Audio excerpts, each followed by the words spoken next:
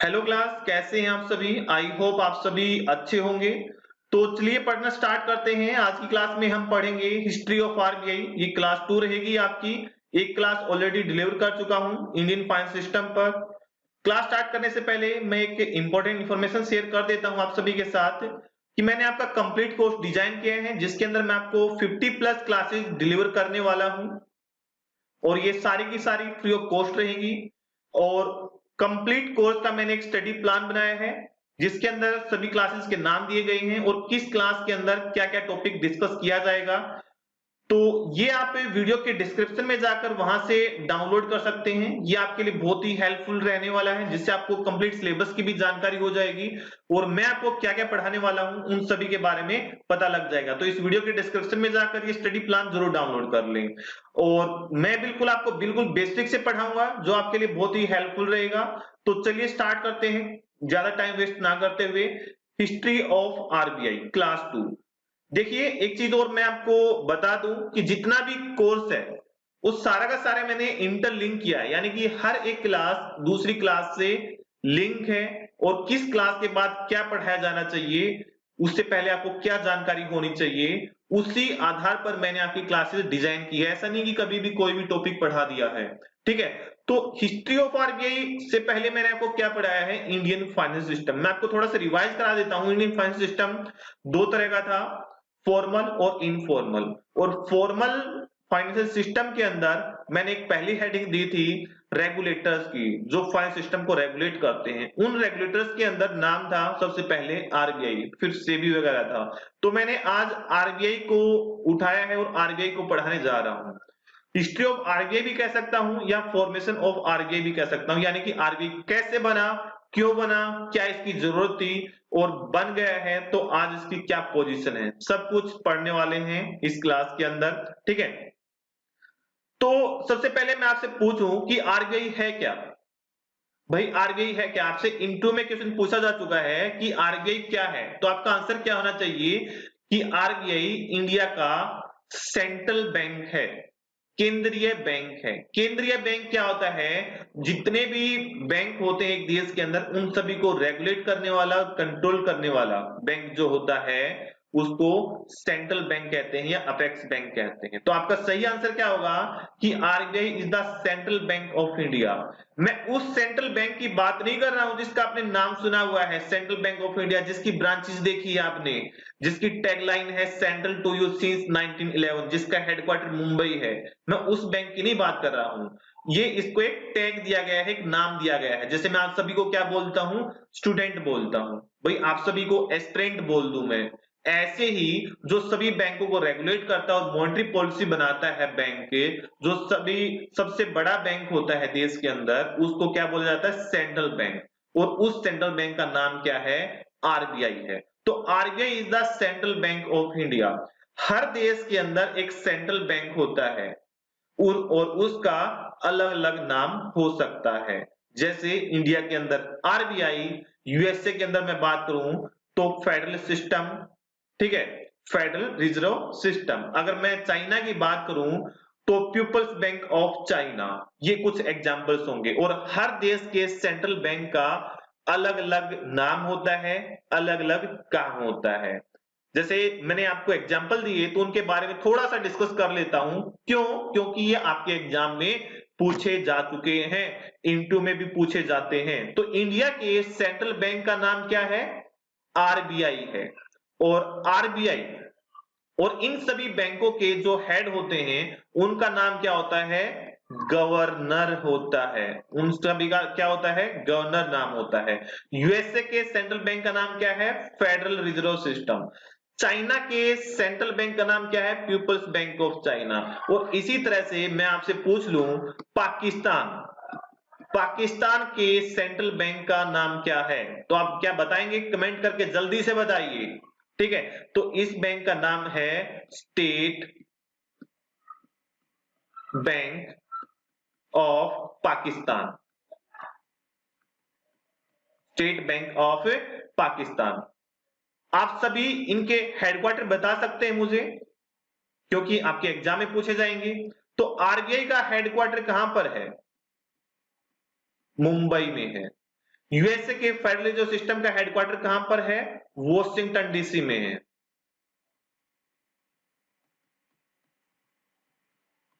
Washington DC में है। और चाइना के बीजिंग।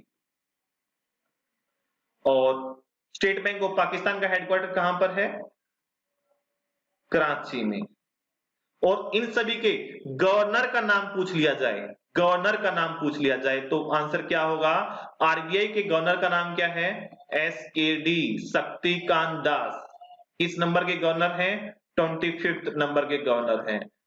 एनएचबी के एग्जाम में आया था कि शक्तिकांत दास आरबीआई के किस नंबर के गवर्नर है, तो याद रहेगा 25वें नंबर के गवर्नर हैं। तो मैं बात करूं यूएसए की जो फेडरल रिजर्व सिस्टम है उसके एट प्रेजेंट आपके गवर्नर कौन है, तो याद रखना इसका नाम मैं ऊपर लिख देता हूं, Jerome Powell, Jerome Powell.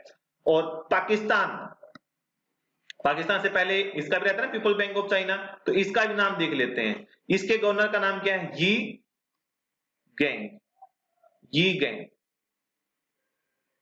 Jerome Powell, ठीक है। और ऐसे ही पाकिस्तान के सेंट्रल बैंक का हेड का नाम क्या है? रजा बकीर, रजा बकीर। तो मैंने आपको क्या बताया है, मैंने एग्जाम्पल दिया है। हमने पढ़ना स्टार्ट किया था आरबीआई के बारे में और मैंने कहा था आरबीआई क्या है? इंडिया का सेंट्रल बैंक है। हर देश के अंदर एक सेंट्रल बैंक होता है और उन सभी सेंट्रल बैंक का नाम अलग अलग हो सकता है। जैसे इंडिया के सेंट्रल बैंक का नाम आरबीआई है, यूएसए के सेंट्रल बैंक का नाम फेडरल रिजर्व सिस्टम है, चाइना के बैंक का नाम पीपल्स बैंक ऑफ चाइना है, पाकिस्तान का स्टेट बैंक ऑफ पाकिस्तान है, जापान का स्टेट बैंक ऑफ जापान है, ठीक है। इस तरह से वहां के सेंट्रल बैंक का नाम है। तो आपको कम से कम इन 3 बैंकों के, 3 से 4 बैंकों के हेड और हेडक्वार्टर का नाम पता होना चाहिए। एट प्रेजेंट आज मैं 24 अप्रैल 2020 को जब मैं ये वीडियो रिकॉर्ड कर रहा हूं तो एट प्रेजेंट ये उनके हेड हैं। तो हेड कभी भी चेंज हो सकते हैं, साल में, 2 साल में, 3 साल में, तो आपको उनके रिगार्डिंग आपको हमेशा अपडेट रहना है। तो आपको पता लग गया होगा आरबीआई क्या है? इंडिया का सेंट्रल बैंक है, इंडिया का सेंट्रल बैंक है, जिसको कब एस्टेब्लिश किया गया था? जिसको एस्टेब्लिश किया गया था 1 अप्रैल ऑफ 1935, 1 अप्रैल ऑफ 1935 में। और किस एक्ट के अंदर एस्टेब्लिश किया गया था? आरबीआई एक्ट 1934 के अंदर।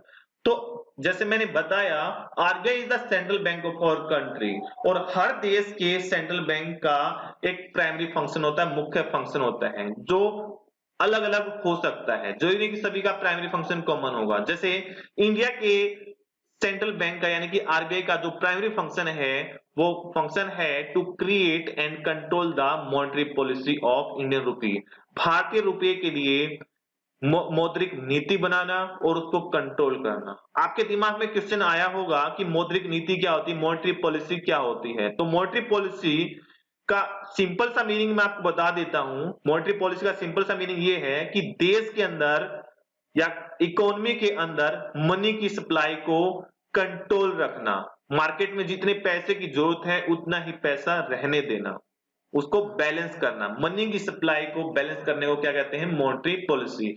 ये चैप्टर भी आएगा आगे, इसको आगे पढ़ेंगे, ठीक है। तो आरबीआई कब बना? आरबीआई 1935 में बना। 34 में इसके लिए एक्ट पास हुआ। कौन सा एक्ट पास हुआ? RBI act. तो आपसे पूछा जाए आरबीआई किस एक्ट के अंदर बना था तो आप आंसर दे देंगे आरबीआई एक्ट 1934 के अंदर बना था। और इसने अपना फंक्शन कब स्टार्ट किए थे? 1 अप्रैल 1935 से स्टार्ट किए थे। तो आरबीआई से पहले क्या इंडिया में कोई रेगुलेटर नहीं होता था? अगर होता था तो उसका नाम क्या था? आरबीआई से पहले की सिचुएशन क्या थी और ऐसी क्या जरूरत आन पड़ी थी कि आरबीआई को हमें फॉर्म करना पड़ा? तो आरबीआई के बनने से पहले की मैं बात करूं या नीड ऑफ आरबीआई की बात करूं तो इंडिया का जो फाइनेंस सिस्टम था वो टोटली बकवास था, रद्दी था, इनएडिक्वेट था, इम्प्रॉपर था। वो क्यों था? क्योंकि इंडिया के फाइनेंस सिस्टम पर ड्यूअल कंट्रोल था। ड्यूअल कंट्रोल किसका था? एक ब्रिटिश गवर्नमेंट का और दूसरा आरबीआई की तरह ही आधा अधूरा रेगुलेटर जिसका नाम है इंपीरियल बैंक ऑफ इंडिया। इन दोनों का कंट्रोल था। आरबीआई के बनने से पहले जो इंडिया का फाइनेंस सिस्टम था वो क्या था? इनएडुकेट था। क्यों था? क्योंकि उस पर ड्यूअल कंट्रोल था। किस किस का था? ब्रिटिश गवर्नमेंट का और इंपीरियल बैंक ऑफ इंडिया का। अब ये इंपीरियल बैंक ऑफ इंडिया क्या है? इंपीरियल बैंक के आप ये मान सकते हैं कि सेमी रेगुलेटर कह सकते हैं। ठीक है, इसके बारे में हम जो बैंकिंग हिस्ट्री का टॉपिक होगा वहां पर अच्छे से डिटेल में पढ़ेंगे। तो ये एक दूसरे की नहीं सुनते थे अच्छे से, इसलिए जो बाकी देश के अंदर जो बैंक थे उन पर अच्छे से कंट्रोल नहीं हो पाता था और व्यवस्था ठीक नहीं बन पा रही थी। तो ब्रिटिश गवर्नमेंट ने इसके ऊपर चिंता जताई और कहा कि हम इंडिया के बिगड़े हुए फाइनेंस सिस्टम को किस तरह से रेगुलेट कर सकते हैं, किस तरह से अच्छा कर सकते हैं, उसके लिए हम क्या करें। तो 1920 में ब्रिटिश गवर्नमेंट ने 1920 में एक कमीशन बनाया, एक कमेटी बनाई जिसका नाम था हिल्टन यंग कमीशन या हिल्टन यंग कमेटी, जिसको रॉयल कमीशन के भी नाम से जानते हैं। और उसको कहा कि हमें भाई बताइए इंडिया के फाइनेंस सिस्टम को सुधारने के लिए हमें क्या करना चाहिए, अपनी कुछ रिकमेंडेशंस दीजिए। कब बनाया हिल्टन यंग कमीशन? 1920 में। तो 1920 में बनाया तो हिल्टन यंग कमीशन मार्केट में घूमा, उसने देखा कि क्या करना चाहिए, कैसे इंडियन फाइनेंस सिस्टम को सुधारा जा सकता है, क्या किया जा सकता है। तो उनको एक बुक मिली, उस बुक का नाम था प्रॉब्लम ऑफ रूपी, its origin and it's solution, जो कि भीमराव रामजी अंबेडकर द्वारा लिखी गई थी। और उसने बताया था कि इंडिया के अंदर एक सेंट्रल बैंक होना चाहिए जो सभी तरह के बैंकों को कंट्रोल करे और रेगुलेट करे। उसको लगा, हिल्टन यंग कमीशन को लगा कि भाई इसके अंदर जो भी बातें लिखी गई हैं वो बड़ी अच्छी लिखी गई हैं और हाँ इनसे सुधार हो सकता है। तो उन्होंने क्या किया, जितनी भी बातें उस बुक के अंदर लिखी थी, बुक का नाम क्या था? द प्रॉब्लम ऑफ रूपी, its origin and it's solution. The problem of Indian rupee, its origin and it's solution किसके द्वारा लिखी गई थी? भीमराव रामजी अंबेडकर, यानी कि अंबेडकर साहब के द्वारा वो बुक लिखी गई थी। और उसमें क्या रिकमेंडेशन दी गई थी कि इंडिया के अंदर एक सेंट्रल बैंक होना चाहिए जो सभी तरह के बैंकों को रेगुलेट करे, जिससे इंडिया का फाइनेंस सिस्टम सुधर सकता है। उसको सारी रिकमेंडेशन अच्छी लगी और सारे के सारे उस बुक से रिकमेंडेशंस अपनी रिपोर्ट के अंदर उन्होंने ऐड कर दी। और 1926 के अंदर 1926 के अंदर जाकर उन्होंने अपनी रिपोर्ट ब्रिटिश गवर्नमेंट को सौंप दी और कहा कि इंडिया के अंदर एक सेंट्रल बैंक होना चाहिए जिसका नाम हो सकता है आरबीआई। तो आगे हम देखते हैं कि आपसे क्वेश्चन पूछा जाएगा कि आरबीआई के को फॉर्म करने के लिए कौन सी कमेटी बनाई गई थी ब्रिटिश गवर्नमेंट के द्वारा? तो उसका नाम क्या होगा? Hilton Young commission. कब बनाई गई थी? 1920 में, 1920 में। और इन 1920 Hilton Young commission had recommended to government to create a central bank. तो उन्होंने अपनी रिपोर्ट में क्या कहा कि इंडिया के अंदर एक सेंट्रल बैंक होना चाहिए और इसको किस अलग नाम से भी जाना जाता है? रॉयल कमीशन के नाम से भी जाना जाता है। तो ये जो हिल्टन यंग जी थे, इन्होंने जितनी भी गाइडलाइंस दी थी, जैसे मैंने अभी बताया, भीमराव रामजी अंबेडकर की बुक में जिसका नाम क्या था? प्रॉब्लम ऑफ रूपी, its origin and it's solution, वो सारी अपनी रिपोर्ट के अंदर पब्लिश कर दी।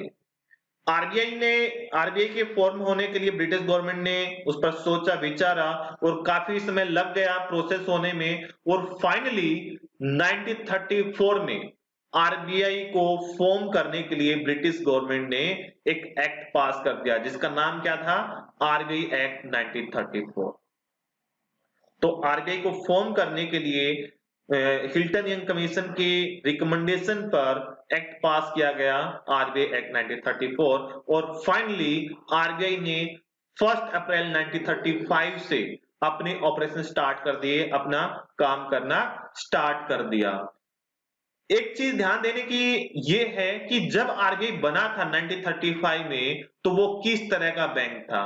वो एक प्राइवेट बैंक था, प्राइवेट सेक्टर का बैंक था। तो ध्यान रखना कि जब आरबीआई बना था तो वो एक प्राइवेट बैंक था, बाद में उसका नेशनलाइजेशन किया गया था। जब आरबीआई बना 1935 में, 1 अप्रैल 1935 में, तो किस तरह का बैंक था वो? प्राइवेट बैंक था, उसमें प्राइवेट पार्टनर्स थे, प्राइवेट शेयर होल्डर्स थे।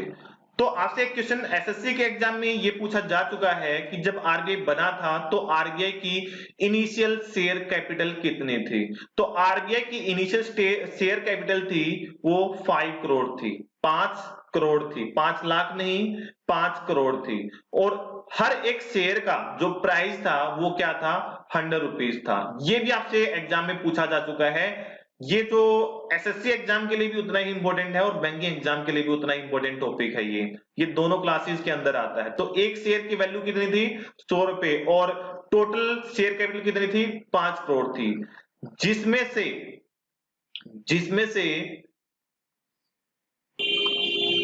जिसमें से 2,20,000 की जो शेयर कैपिटल थी वो ब्रिटिश गवर्नमेंट द्वारा सब्सक्राइब थी। भाई उस टाइम पे आजाद नहीं हुआ था इंडिया, जो इंडियन गवर्नमेंट की होगी, ब्रिटिश गवर्नमेंट के द्वारा सब्सक्राइब थी। यानी कि मैं कह सकता हूं 5 करोड़ में से 2,20,000 के जो शेयर्स थे वो गवर्नमेंट के थे, बाकी प्राइवेट लोगों के थे, प्राइवेट शेयर होल्डर्स के थे। तो कितना बचा? 4,97,80,000 जो शेयर कैपिटल थी वो प्राइवेट शेयर होल्डर्स की थी, और 2,20,000 जो रिमेनिंग अमाउंट था वो ब्रिटिश गवर्नमेंट के द्वारा सब्सक्राइब था। ठीक है, तो जब आरबीआई बना तो किस तरह का बैंक था? प्राइवेट बैंक था। बिल्कुल दिमाग में ये चीजें बिठा लीजिए। आगे बढ़ते हैं। जब आरबीआई को एस्टेब्लिश किया गया था 1 अप्रैल 1935 में, तो उस टाइम पर आरबीआई का हेडक्वार्टर कहां पर था? इनिशियली जो आरबीआई का हेडक्वार्टर था वो कैलकाटा में था, जिसको आज के टाइम पर कोलकाता के नाम से जाना जाता है। But in 1937 it was shifted to Shaheed Bhagat Singh मार्ग, मेन स्ट्रीट, मुंबई। लेकिन 1937 के अंदर आरबीआई का हेडक्वार्टर चेंज कर दिया गया और शिफ्ट कर दिया गया मेन स्ट्रीट, शहीद भगत सिंह मार्ग, मुंबई। भाई ये मिंट स्ट्रीट क्या होती है? क्या कोई पुदीने वाली गली की बात कर रहा हूं क्या? नहीं भाई, मिंट, MINT। मिंट एक तो पुदीना होता है, दूसरा होता है टकसाल, जहां पर सिक्के ढाले जाते हैं, सिक्के ढाले जाने वाली गली की बात मैं कर रहा हूं। तो वहां पर मुंबई महाराष्ट्र में इसका हेडक्वार्टर शिफ्ट कर दिया गया। यहां से आपके एग्जाम में क्वेश्चन आता है कि प्रारंभ में आरबीआई का हेडक्वार्टर कहां पर था? तो आपका आंसर क्या होगा? कैलकाटा या Kolkata? Initially the headquarter of RBI was in Calcutta, but in 1937 it was shifted to शहीद भगत सिंह मार्ग, मिंट स्ट्रीट, मुंबई, महाराष्ट्र। तो मोस्ट इंपोर्टेंट चीज थी। ठीक है, इसके बाद थोड़ा सा और देखते हैं, हम थोड़ा सा और फोकस करते हैं, कुछ चीजें और सीखते हैं कि भाई आरबीआई का फॉर्मेशन हो गया, तो उसके बाद आपको ये भी पता होगा कि 1947 में इंडिया था जो आजाद हो गया। आजाद होने के बाद जो इंडिया का फाइनेंस सिस्टम था वो वैसा का वैसा था, बिल्कुल बकवास कह सकता हूं मैं, बिल्कुल रद्दी कह सकता हूं, जिस पर किसी तरह का गवर्नमेंट का कंट्रोल नहीं था। इंडियन गवर्नमेंट का कंट्रोल नहीं था, क्योंकि जो कंट्रोलर था, रेगुलेटर था, वो आरबीआई था। ठीक है, और उसकी बागडोर अभी भी ब्रिटिश लोगों के हाथ में थी, प्राइवेट बैंक था, उस पर इंडियन गवर्नमेंट की नहीं चलती थी, और ना ही प्राइवेट बैंकों पर इंडियन गवर्नमेंट की चलती थी। तो गवर्नमेंट को समझ में आ गया कि भाई कुछ तो करना पड़ेगा, आरबीआई तो हमारी बातें नहीं सुन रहा है। तो आफ्टर द इंडिपेंडेंस, ठीक है, इंडियन गवर्नमेंट एक और एक्ट लेकर आती है जिसका नाम क्या है? RBI act 1934। उसके अंदर क्या करती है? वो प्राइवेट बैंक को, जिसका जो आरबीआई प्राइवेट बैंक था, आपको अभी बताया था मैंने, उसको खरीद लेती है, उसको सरकारी बैंक बना देती है, उसकी ओनरशिप को प्राइवेट से पब्लिक बना देती है, सरकारी बना देती है। तो आरबीआई एक्ट 1948 के अंदर जो आरबीआई की ओनरशिप थी वो गवर्नमेंट के हाथ में आ जाती है और जो प्राइवेट शेयर होल्डर्स थे उनको एप्रोप्रिएट कंपनसेशन दे दिया जाता है जितने भी उनके पैसे बनते थे। और finally in 1949 and from 1st January 1949 RBI start its operations as the government owned bank। तो आरबीआई का जो नेशनलाइजेशन मैं कहूं, आरबीआई का क्या कहूंगा मैं, नेशनलाइजेशन।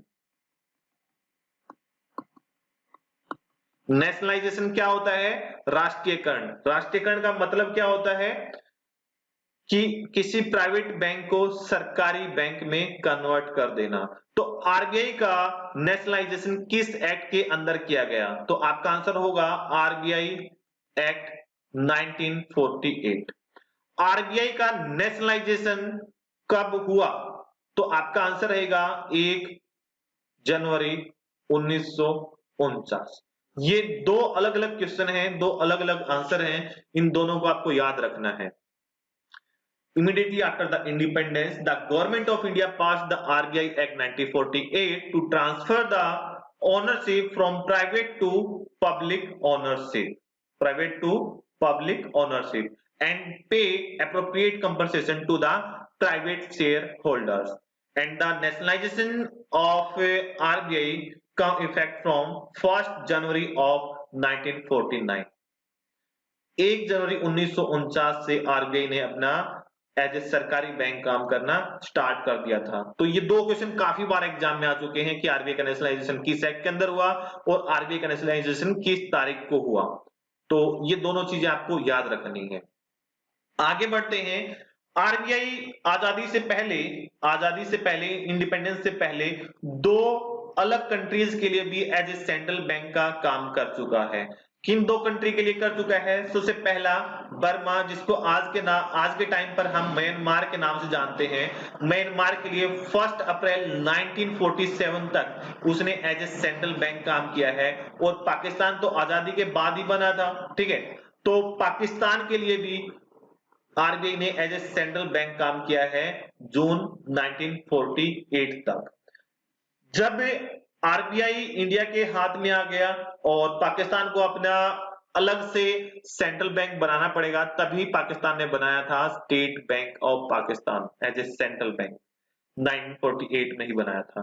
तो आपको दो चीजें यहां से भी याद रखनी है। क्या आपके एग्जाम में पूछा जाता है कि आरबीआई ने किन दो और देशों के लिए एज ए सेंट्रल बैंक काम किया है, तो म्यांमार एंड पाकिस्तान। डेट वगैरह आपसे कभी नहीं पूछी जाएगी, डेट वगैरह याद नहीं रखनी है, ये बस एक जनरल इंफॉर्मेशन के लिए था, ठीक है। म्यांमार और पाकिस्तान के लिए एज ए सेंट्रल बैंक काम कर चुका है।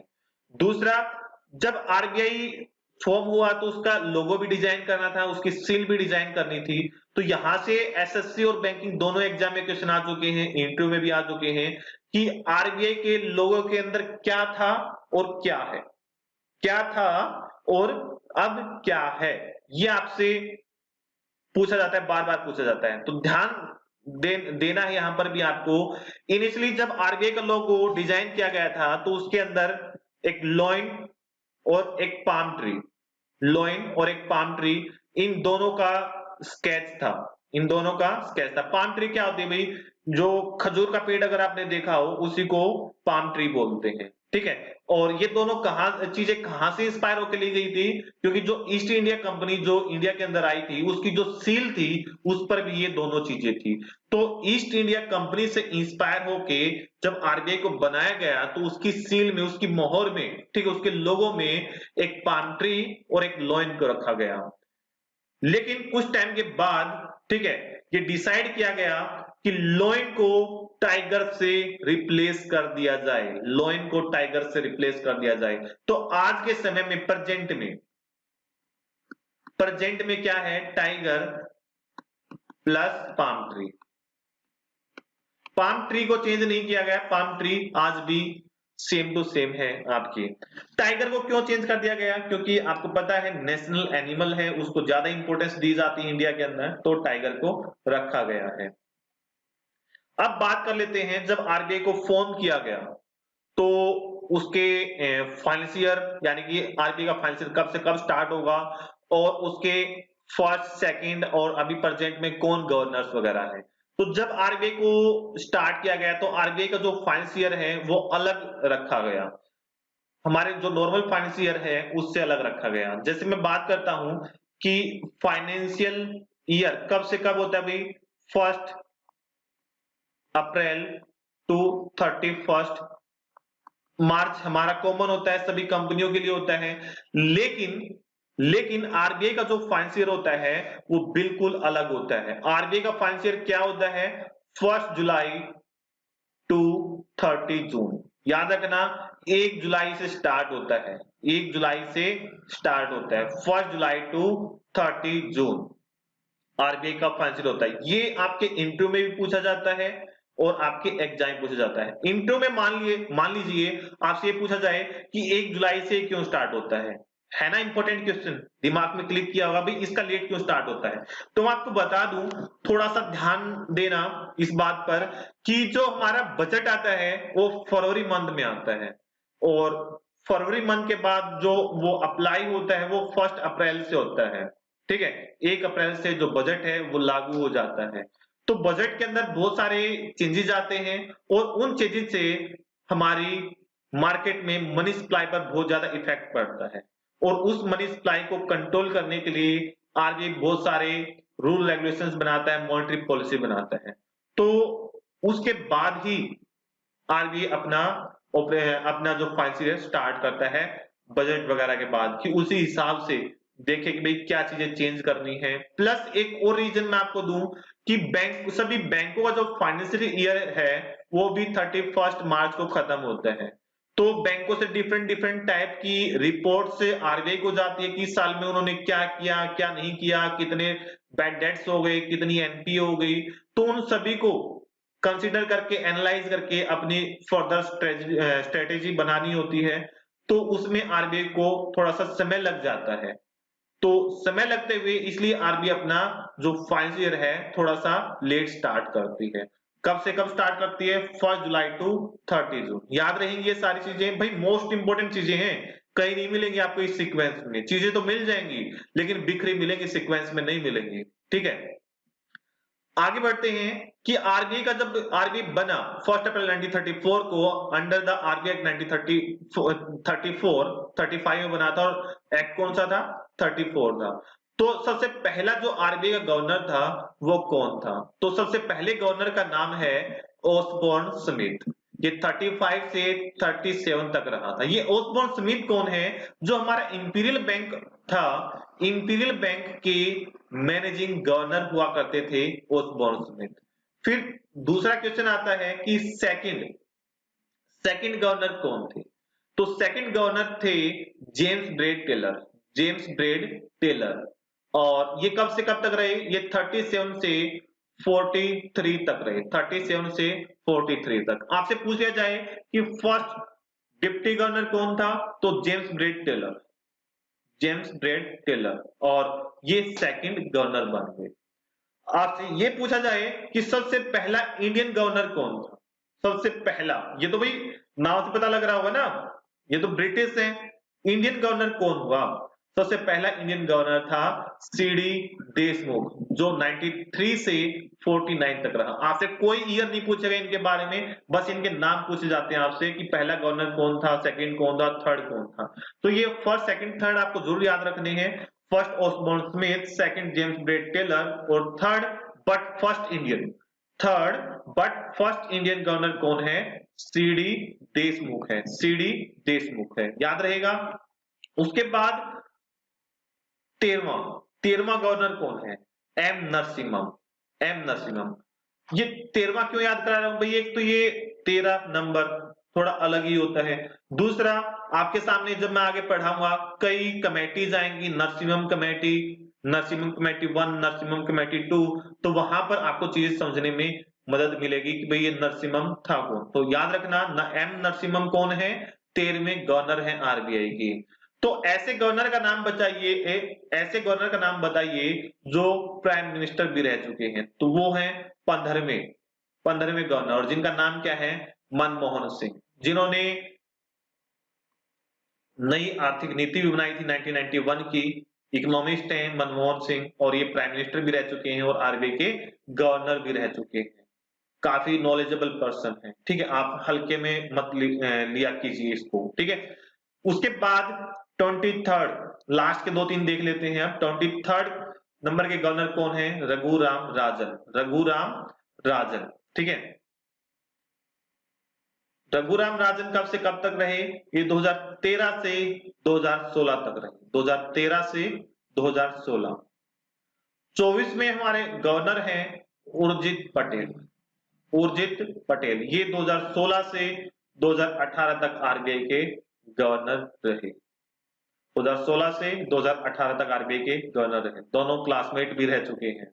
और अगली मैं बात करूं 25वें गवर्नर कौन है आरबीआई के, यानी कि प्रेजेंट में गवर्नर कौन है, ये हैं शक्तिकांत दास, शक्तिकांत दास, जो 12 दिसंबर 2018 को बने थे। देखिए हुआ क्या था, उर्जित पटेल ने रिजाइन कर दिया था, उर्जित पटेल ने 10 दिसंबर 2018 को रिजाइन कर दिया था अपने निजी कारणों का हवाला देते हुए, लेकिन गवर्नमेंट की तरफ से प्रेशर बनाया जा रहा था तो उसके कारण उन्होंने दे दिया था, ठीक है। और 12 दिसंबर को शक्तिकांत दास को आरबीआई का गवर्नर बना दिया गया था। तो ये यहाँ पर हुआ क्या था, क्यों इन्होंने रिजाइन वगैरह दिया था, किसी एक्स्ट्रा क्लास के अंदर हम इन सभी इफेक्ट्स को पढ़ेंगे। तो आज की क्लास में हमने पढ़ा आरबीआई का फॉर्मेशन। तो नेक्स्ट क्लास के लिए तैयार रहिए, क्लास 3 में हम अपने स्टडी प्लान के अकॉर्डिंग ही पढ़ेंगे, ठीक है। आपको चीजें समझ में आई हैं तो कमेंट कीजिए और कमेंट करके बताइए कितनी चीजें समझ में आई हैं, और यूट्यूब चैनल को सब्सक्राइब कीजिए, लाइक कीजिए और शेयर जरूर करना है, ठीक है। ज्यादा से ज्यादा बच्चों को बताइए कि यहाँ पर कंप्लीट कोर्स पढ़ाया जा रहा है और सीक्वेंस में और फ्री ऑफ कॉस्ट पढ़ाया जा रहा है। आपको बिल्कुल टेंशन लेने की जरूरत नहीं है, ठीक है, बिल्कुल एडवांस लेवल तक का पढ़ाऊंगा और अभी तो बिल्कुल शुरुआत है। थैंक यू क्लास, मिलते हैं नेक्स्ट क्लास में।